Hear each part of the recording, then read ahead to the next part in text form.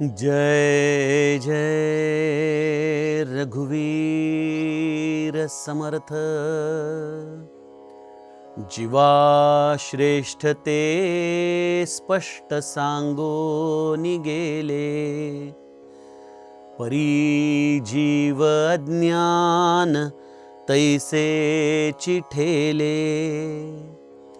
देहे बुद्धीचे कर्म खोटे टळेना, जुने ठेवणे मीपणे आकळेना। जय जय रघुवीर समर्थ। श्रोता वक्ता श्रीराम समर्थ। जय जय रघुवीर समर्थ। श्रीराम आपल्या सर्वांच्या हृदयस्थ वसणाऱ्या आत्मारामास साष्टांग प्रणिपात करून मनोबोध एक अंतरयात्रा हा श्री समर्थ रामदास स्वामी विरचित मनाच्या श्लोकांचा जो आपण अभ्यास करत आहोत, सज्जन हो, आज आपण त्यातील श्लोक क्रमांक 137 याचं चिंतन अभ्यासणार आहोत। समर्थांनी सत्संगतीच्या आधाराने जीवाला प्राप्त होणारी एक परमोच्च स्थिती सांगितली। काय स्थिती आहे ती? महाक्रूर तो काळ विक्राळ भंगे। जो हा महाक्रूर असा काळ आहे तो या संत संगतीमध्ये शांत होतो। याचाच अर्थ त्या जीवाला पुनश्च जन्म मरणाच्या चक्रामध्ये यावं लागत नाही। हे जन्म मरणाचं चक्र हेच मुळी या संपूर्ण भीतीचं उद्गम स्थान आहे। म्हणून तर समर्थांनी आपल्याला जन्माचं वर्णन करताना सांगितलंय की जन्म शोकाचा सागर, जन्म दुःखाचा अंकुर। एखाद्या बीजाला अंकुर फुटावं आणि त्याचा जसा वृक्ष व्हावा, त्याप्रमाणे मनुष्य जन्म हा जणू काही भीतीरूपी बीजाला फुटलेला अंकुर आहे आणि त्याच वृक्षाच्या खाली याला आपलं आयुष्य व्यतीत करावं लागतं। निरंतर भीतीमध्येच त्याला जगावं लागतं। अशा या भीतीचं मनाला होणारा त्रास हा समर्थ जणू काही त्या मनाला प्रार्थना करूनच आपल्याला अगदी विनवणी करत त्याला सांगतायत की मना, तू भयातीत हो, तू संत संगती कर। त्या संत सज्जनाच्या आधाराने तू आत्मज्ञानाची प्राप्ती करून घे, हा आत्मसाक्षात्कार करून घे। मग सज्जनो, इथं प्रश्न असा येतो की ज्याला तुम्ही राम म्हणता किंवा ज्याला तुम्ही आत्माराम म्हणता किंवा ज्याला तुम्ही स्वरूप साक्षात्कार म्हणता, ते स्वरूप साक्षात्काराची अवस्था आहे तरी काय? कशाला म्हणायचं आत्मदर्शन? कशाला म्हणायचं रामाचं दर्शन? मंदिरामध्ये जाऊन रामाच्या मूर्तीचं दर्शन घेणं, ह्यातून त्या स्वरूपापर्यंत जाण्याचा हा सगळा प्रवास आहे। आमच्या वेण्णास्वामी उगीचच म्हणून नाही बसल्या हो की सद्गुरु कृपया ओळखिला जो, कौसल्येचा राम माझा बंध विमोचन राम। ही कौसल्याचा राम हे त्याचं सगुण रूप आहे, पण तो आत्माराम हा केवळ गुरुकृपेने आपल्याला पाहता येतो। त्या आत्मारामाची अवस्था कशी आहे? त्या आत्मारामाचं स्वरूप कसं आहे? ज्याला ब्रह्म म्हणतो ते ब्रह्म अर्थात हा आत्माराम कुठं राहतो, कसा व्यापून असतो, कसं पाहायचं त्याला? असे अनेक प्रश्न आम्हाला पडले पाहिजेत। जरी कदाचित ते पडत नसले तरी आपण आपल्या अंतरंगामध्ये या मनाच्या श्लोकाचं चिंतन करत असताना या गोष्टींचा विचार करायला हवा की ज्या या भयातीत स्थितीसाठी आम्हाला जायचंय, तो हा संत अनंत असलेला परमात्मा कसा पाहायचा? ती भयातीत अवस्था आम्ही कशी प्राप्त करून घेऊ? तो राहतो कुठं? त्याचं स्वरूप काय आहे? त्याला प्राप्त करण्याचं साधन काय आहे?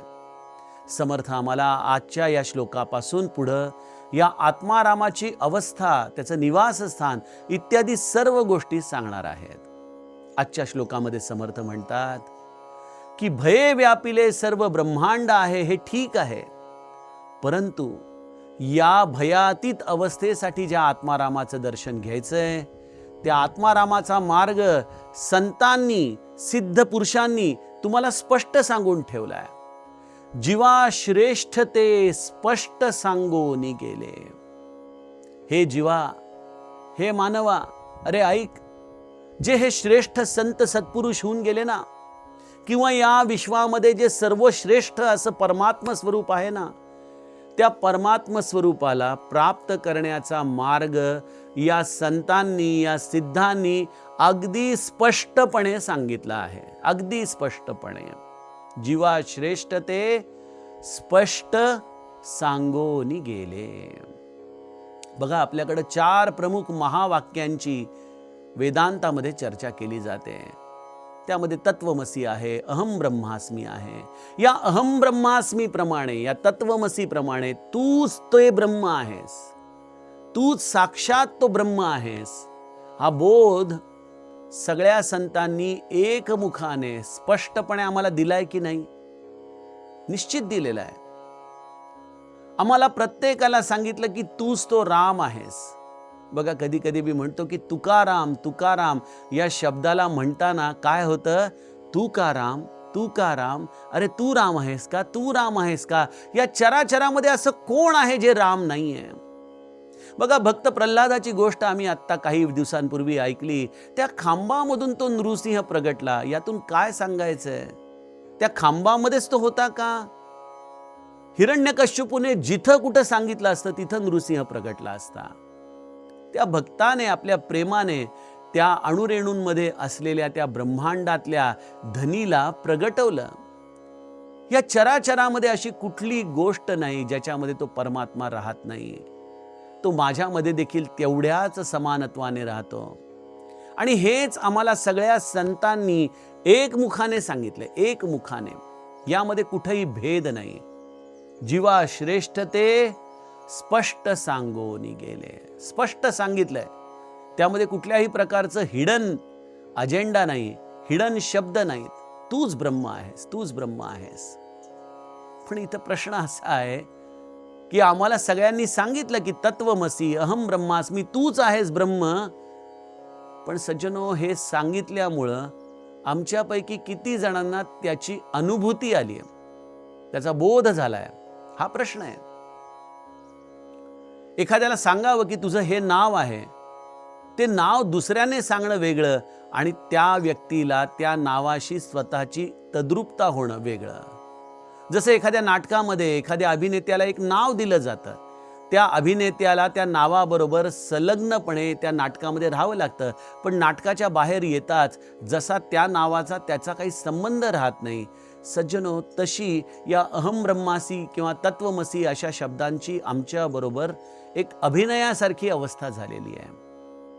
आम्ही म्हणतो सगळेजण मी ब्रह्म आहे, पण ते केवळ त्या ग्रंथांमध्ये लिहिलंय म्हणून, केवळ त्या संतांनी सांगितलंय म्हणून आज मला त्याची अनुभूती नाही. याचं कारण काय आहे? परिजीव अज्ञान तैसेची ठेले. आम्हाला सगळ्यांना सांगितलं की तू ब्रह्म आहेस, ब्रह्म आहेस. पण जसं समर्थ देखील 5व्या दशकामध्ये विमल ज्ञान निरूपणामध्ये आम्हाला सांगतात की या महावाक्याचा जप करायला सांगितला नाही. महावाक्याचा जप करून कोणालाही ब्रह्मस्वरूपाची प्राप्ती होऊ शकत नाही. मी ब्रह्म आहे, मी ब्रह्म आहे असं म्हणून कधीही कोणीही ब्रह्मस्वरूप झालेलं नाही. कारण या वाक्यामध्ये जो हा अहम आहे, तो अहम जोपर्यंत गळून पडत नाही तोपर्यंत या अहम ब्रह्मास्मीचा बोध होत नाही. त्यामुळं सज्जनो, आम्ही सगळी मंडळी या बोधाला केवळ शब्दाच्या आधाराने जाणतो, परंतु परिजीव अज्ञान तैसेची ठेले, ही अशी आमची अवस्था आहे. काय कारण असेल बरं? समर्थ आम्हाला प्रत्येक गोष्टीचं उत्तर देतात की मी ब्रह्म आहे, हे सगळं ठीक आहे, पण त्या पलीकडच्या किनाऱ्याची आज मला अनुभूती नाही. मी आज या इकडच्या किनाऱ्याला जाणतो. याचं कारण समर्थ आम्हाला सांगतात, देहे बुद्धीचे कर्म खोटे टळेना. या देहबुद्धीच्या आधाराने आम्ही जे स्वतःची ओळख स्वतःला करून घेतलेली आहे. श्री महाराज फार छान उदाहरण द्यायचं. बघा, हा सगळा अद्वैत तत्वज्ञानाचा प्रांत आहे. मनाचे श्लोक मग तुम्हाला आठवत असेल तर मी पहिल्या सत्रामध्येच सांगितलं होतं की मनाचे श्लोक लहानपणी आपण शाळेमध्ये स्पर्धात्मक पातळीवर गायचो, त्यामुळे लोकांना वाटतं की मनाचे श्लोक हे लहान मुलांसाठी आहेत. पण मनाचे श्लोक हे प्रत्यक्ष अद्वैत तत्वज्ञान आहे. हे समजून घेण्यासाठी एक जन्म पुरेसा नाही. त्यामुळे मी त्याला थोडंसं सोपं करून सद्गुरूंच्या उदाहरणामधून समजून सांगण्याचा प्रयत्न करीन. आणि हो, सगळ्यात लक्षात घ्या, पहिले माझा डिस्क्लेमर, मी इथं कोणीही आत्मज्ञानी मनुष्य नाही. मी देखील एखाद्या क्रिकेटची कॉमेंट्री जसा सांगतो, ती क्रिकेटची कॉमेंट्री सांगणारा माणूस आहे. कारण हे केवळ मला या संत चरित्रामध्ये उदाहरणातून कळतं की हे आत्मज्ञानी झालेले संत कसे वागतात, कसे राहतात, कसे बोलतात. मी केवळ त्यांच्या चरित्राच्या आधाराने तुम्हाला या स्वरूप दर्शनाची स्थिती सांगतो. समर्थ आपल्याला इथं म्हणतात की देहबुद्धीचे कर्म खोटे टळेना. ही देहबुद्धी ही आम्ही अगदी स्वभावतः स्वीकारलेली आहे. महाराज याला फार छान उदाहरण द्यायचे. महाराज म्हणायचे की एखादा व्यक्ती जर एखाद्या खोलीमध्ये झोपलेला असेल आणि तिथं आणखीनही काही लोक झोपली असतील, आणि जर एखाद्या त्या व्यक्तीला हाक मारायची वेळ आली आणि जर आपण त्याच्या गुणधर्मांच्या आधाराने हाक मारायला लागलो की अहो उंच माणसांना, अहो बँकेमध्ये सर्व्हिसला असलेले, अहो ते गोरेपान झोपलेले, अशा पद्धतीने आपण त्याच्या गुणांच्या आधाराने त्याला हाक मारली तर कदाचित तो उठणार नाही. पण अहो संतोषराव उठा असं म्हणता क्षणी तो संतोष लगेच स्वतःचं आयडेंटिफिकेशन त्या बॉडी बरोबर करतो, त्या देहाबरोबर करतो. याचं कारण असे की मी म्हणजे देह ही भावना आमची अगदी झोपेमध्ये देखील दृढ झालेली आहे. आणखीन एका उदाहरणाच्या आधाराने समजून घ्या. समजा रस्त्यावरती खूप गर्दी आहे, अगदी शेकडो लोकांचा तिथं चाललेला गोंगाट आहे. अशा गर्दीमध्ये कोणीतरी आपल्याला हाक मारली जोरात की आपण लगेच वळून त्या गर्दीमध्ये आपल्याला कोणी हाक मारली याचा कानोसा घेतो की नाही. म्हणजे मी म्हणजे देह ही आमची बुद्धी अगदी स्वाभाविक झालेली आहे, आमचा स्वभाव झालाय. आणि व्यावहारिक पातळीवरती हे सगळं ठीक आहे, पण याचे आध्यात्मिक अर्थ, याचे आध्यात्मिक अंग जेव्हा आपण बघतो तेव्हा लक्षात येतं की या देहबुद्धीला मी सत्य मानल्यामुळं हा देह सुखी म्हणजे मी सुखी, हा देहाला आनंद म्हणजे मला आनंद, ही अशी आम्ही आमच्या मनाची अवस्था करून घेतलेली आहे. आणि आपल्याला लक्षात येते की ज्या देहाबरोबर मी राहतो, ज्या देहाबरोबर मी भोग घेतो आणि त्या देहाचाच एक दिवशी सोडून मी त्याचा त्याग करतो, मग मी जातो कुठं, मी राहतो कुठं, मी आहे कोण? किती काळ मी त्या स्वतःला त्या चुकीच्या एक प्रकारे आंदण घेतलेल्या एका देहाबरोबर राहू आणि ही चूक करत राहू की मी तोच आहे, मी तोच आहे. अगदी व्यावहारिक पातळीवर आणखीन एक उदाहरण देतो की आपण दररोज शर्ट घालतो, काहीतरी विजार घालतो, काही कपडे घालतो. ते कपडे कालांतराने फाटतात, आपण टाकून देतो, जुने होतात. आजपर्यंत अशी कोणी व्यक्ती तुम्ही बघितली आहे का की ते कपडे म्हणजेच मी आहे असं समजणारी? आपण जर अशी कोणी व्यक्ती बोलायला लागली तर हसायला लागूत की अरे कपड्यांपेक्षा तू वेगळा आहेस बाबा, तू ते कपडे परिधान केले म्हणून काही तू ते होत नाहीस. सज्जनो, हे जसं व्यावहारिक पातळीवरती हास्यास्पद आहे, त्याचप्रमाणे आध्यात्मिक पातळीवरती मी म्हणजे देह ही भावना हास्यास्पद आहे. या देहबुद्धीचा आम्ही निश्चय केला आणि या देहबुद्धीच्या आधाराने देहाला आनंदी ठेवण्यासाठी देहबुद्धीचे कर्म खोटे टळेना, सगळी खोटी कर्म या देहाला आनंदित ठेवण्यासाठी आम्ही करायला सुरुवात केली. मग या देहाला चांगला कपडा पाहिजे, चांगलं खाणं पाहिजे, चांगलं राहायला पाहिजे, आनंद पाहिजे, भोग पाहिजे, यासाठी आपण धडपड करतोय, पैसा कमवतोय.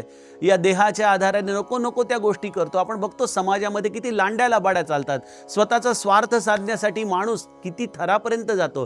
हे सगळं कशासाठी करतोय? तो या देहाला आनंदी ठेवण्यासाठी.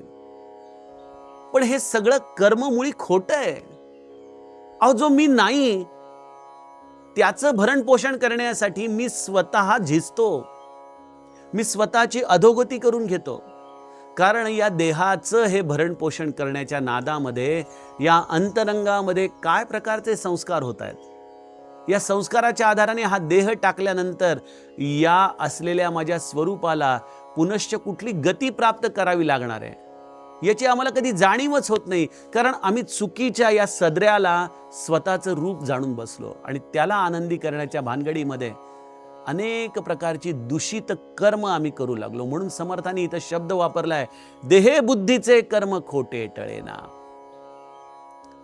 या अशा कर्मामध्ये आम्ही इतके अडकत जातो, इतके गुंतत जातो की हा विचारच आमच्या मनामध्ये येत नाही की मग मी आहे तरी कोण, माझं स्वरूप काय आहे. समर्थांनी या स्वरूपाला फार सुंदर शब्द वापरलाय, जुने ठेवणे मीपणे आकळेना. हे जुनं ठेवणं याचा अर्थ हे सनातन माझं जे स्वरूप आहे ते सनातन आहे. सनातन या शब्दाचा अर्थ काय? आजच्या काळामध्ये सनातन शब्दाची भरपूर रेलचेल आपल्याला दिसते सगळीकडे चाललेली. या सनातन शब्दाचा अर्थ काय? ज्याचा उद्गम काळाच्या आधी झालेला आहे, म्हणजे त्याच्या आधी तो होता आणि त्यानंतर काळाची निर्मिती झाली, असं हे सनातन शास्त्र आहे, असं हे सनातन धर्म आहे. ते सनातन तत्व हे खऱ्या अर्थाने काळाच्याही आधी असल्यामुळं त्याला जुनं ठेवणं हा शब्द अतिशय संयुक्तिक आहे. हे जुनं जरी असलं तरी ते पुरातन नाही आहे बरं का, ते नित्य नूतन आहे. ते शिळं नाही आहे, ते विटकं नाही आहे, ते दुर्गंधीयुक्त नाही आहे, ते अत्यंत सुगंधी आहे, ते अत्यंत आनंदमय आहे, कारण की ते स्वतः सच्चिदानंदमय आहे, ते रसमय आहे. ते जुनं ठेवणं जरी असलं तरी त्या जुन्या ठेवण्याची ही असलेली गुणधर्मांना आपण पहिले नीट समजून घेतलं पाहिजे. ते माझं स्वरूप आहे, ते माझं अंतःकरण आहे. अशा या जुन्या ठेवणाला जुने ठेवणे मीपणे आकळेना, त्याला मी एकतर कधी पाहण्याचा प्रयत्नच करत नाही, कारण हा जो मी आहे तो मी निरंतर या देहाला आनंदी ठेवण्यासाठी प्रवृत्त आहे. जसं एखादा नोकर असतो बघा, तो नोकर ज्या मालकाच्याकडे कामाला असतो त्या मालकाला काय हवंय काय नको, तो कसा खुश राहील यासाठी तो नोकर झिजत असतो ना, त्याप्रमाणे हा मी या देहाला आनंदी ठेवण्यासाठी निरंतर झिजतोय, त्याची सेवा करतोय. हा देह कशासाठी मिळालाय ह्याचाच आम्हाला विसर पडला. या भगवंताने हा मनुष्य देह दिलाय ते स्वतःच्या स्वरूपाची प्राप्ती होण्यासाठी आम्हाला दिलाय, आपल्या अंतरंगामध्ये आपल्या स्वतःचा शोध घेण्यासाठी दिलाय. कारण या देहामध्ये बुद्धी आहे, या देहामध्ये विवेक आहे, या देहामध्ये जाणीव आहे, या देहामध्ये विवेक विचार करून आम्हाला आपल्या स्वतःचा शोध घेण्याची शक्यता आहे. पण ही शक्यता या मीपणामुळं त्या नोकरासारखी आम्ही या देहाला सुखी ठेवण्यामध्ये झिजवतो. खरं तर त्याने या देहाच्या आधाराने साधना करून, तपस्या करून, संत संग करून या जुन्या ठेवण्याची अर्थात आपल्या स्वरूपाची शोध करून आपल्या स्वरूपाची प्राप्ती करून घ्यायची आहे. पण या देहबुद्धीचे कर्म खोटे टळेना, अशा या अवस्थेमध्ये आमचं अज्ञान काही केल्या मावळत नाही.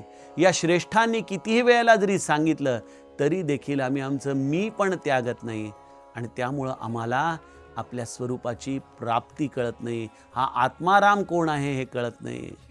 अशा या आत्मारामाची आपण जी भगवत चर्चा करत आहोत सज्जनो, त्याचं चिंतन आपण पुढील श्लोकामध्ये करूयात. जानकी जीवन स्मरण. जय जय राम.